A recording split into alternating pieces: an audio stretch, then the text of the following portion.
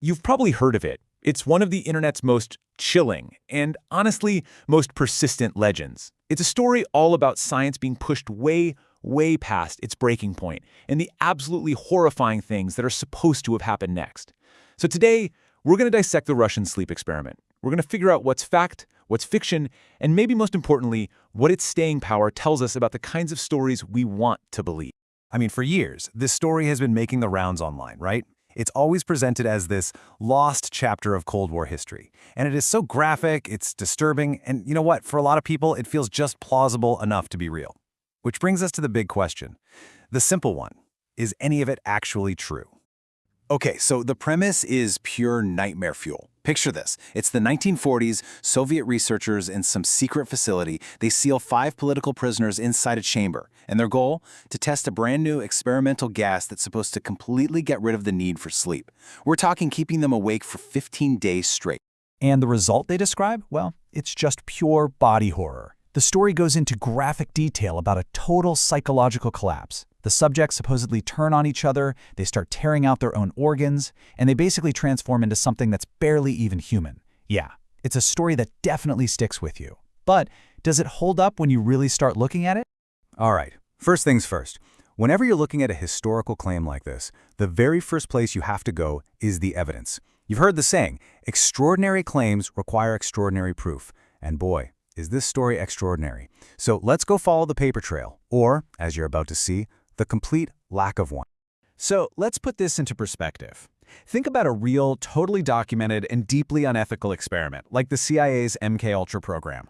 For that, you find a mountain of evidence. I'm talking a dense paper trail of funding memos, lists of personnel, the actual experimental protocols, and even congressional hearings about it.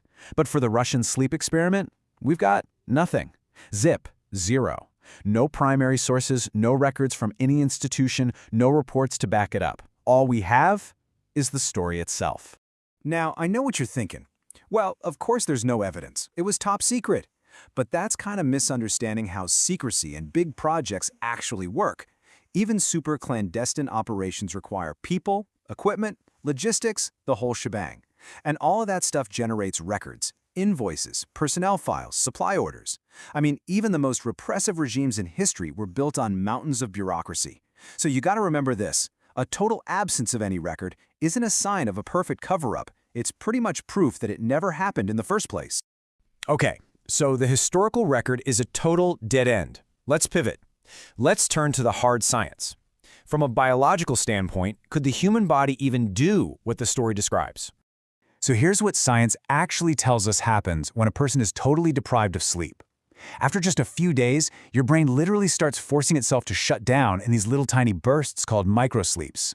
If you keep going, you slide into delirium, psychosis, your body just can't regulate itself anymore. And ultimately, your immune system gives up, your organs fail, and you die. It's a pretty predictable systemic collapse. And this, right here, is the central scientific problem with the whole story.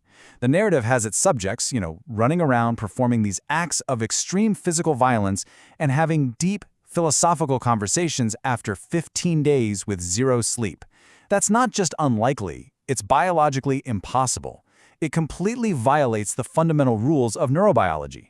Your brain simply cannot, under any circumstances, maintain that kind of function without the deep rest and repair that sleep provides. But what about that stimulant gas, right? The story's whole plot device? Well, from a pharmacology standpoint, it's just pure science fiction. There is no known substance, historical or modern, that can just abolish the need for sleep for 2 weeks. Sure, powerful stimulants can delay it, but that comes at a massive cost. We're talking psychosis, intense cardiovascular stress, and, eventually fatal collapse. To put it simply, the gas is a handy shortcut for the story. It's not a scientific reality. Okay, so let's recap. If the experiment didn't happen in some secret Soviet lab, where did it happen? Well, the answer is pretty simple. It happened on the internet. We've just shown it's not history, and it's definitely not science. So, what exactly is it? The Russian sleep experiment is actually a perfect textbook example of something called a creepypasta. Think of it like a modern urban legend, a piece of horror fiction that was born and raised entirely online. These stories are specifically designed to be copied, pasted, and shared everywhere. And as they spread, they lose their original author, they lose their context until they start to feel, well, like a real, forbidden, secret document. And when you actually break down the structure of the story, its fictional DNA becomes super obvious. Real scientific reports, they're procedural, they're technical, and honestly, they're often pretty boring. But the Russian sleep experiment? Oh, it's built like a horror movie. You've got this anonymous, almost theatrical narrator. You have escalating gore and body horror. And for a climax, you get a dying subject's dramatic philosophical monologue. The goal here isn't to inform you, it's to unsettle you. It's to scare you. So, the big question is, why do so many people fall for it? Well, the answer has to do with this really interesting psychological quirk called cognitive asymmetry. See, our brains are just wired to respond to good stories. We love narratives with a clear cause and effect, rising tension, and a big, shocking conclusion. And because of that, we actually find a really compelling story more convincing than just a simple, boring lack of evidence. The story feels true because it's so well told, not because it's well documented. Okay, so it's a fictional story. Case closed, right? We can all go home. Well, not quite, because to me the most interesting part isn't just saying it's fake. It's digging into why it's so powerful in the first place and why that really matters. Yeah, this is the real question, isn't it? The fact that this story just refuses to die tells us something really important about our own collective fears and also about the way we consume information in the internet age. What is it about this specific tale that hooks into our minds so effectively? It turns out the story has the perfect recipe for a viral modern myth. First, it uses this vague historical setting, the 1940s Soviet Union, that feels authentic without giving you any specific details you could actually check.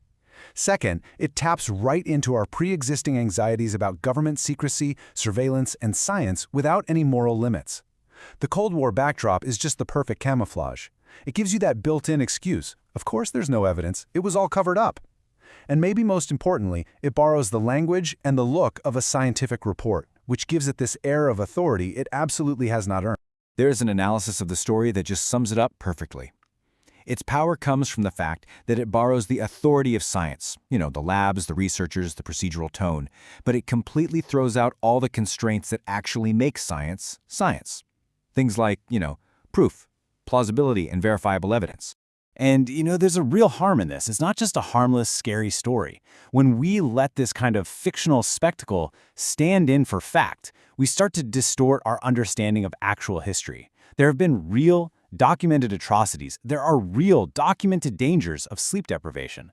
And what this myth does is it kind of flattens both of those complex realities into a simple piece of horror fiction. And that makes it way harder to understand and appreciate the truth.